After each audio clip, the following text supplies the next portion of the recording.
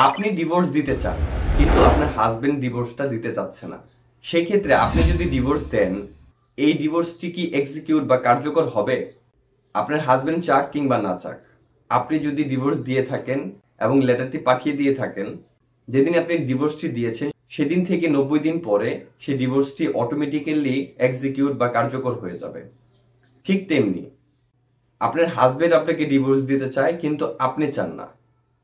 আপনার হাজবেন্ড যদি আপনাকে ডিভোর্স লেটারটি পাঠিয়ে দিয়ে থাকে, যেদিন সে এই ডিভোর্সটি কার্যকর করেছে বা সাইন করেছে সেদিন থেকে 90 দিন পরে এই ডিভোর্সটি কিন্তু এক্সিকিউট হয়ে যাবে। এখন অনেকেই প্রশ্ন করে থাকে যে আমার কাছে তো ডিভোর্স লেটারটি পাঠায়নি, বা আমি হাতে পাইনি, বা আমি এটা থেকে সাইন করে নিই, তো সেই ক্ষেত্রে কি এই ডিভোর্সটি কার্যকর হবে? হ্যাঁ, এই ডিভোর্সটি কার্যকর হয়ে যাবে। 90 দিন পরে আপনারা দুইজন আর স্বামী স্ত্রী হিসেবে থাকতে পারবেন না।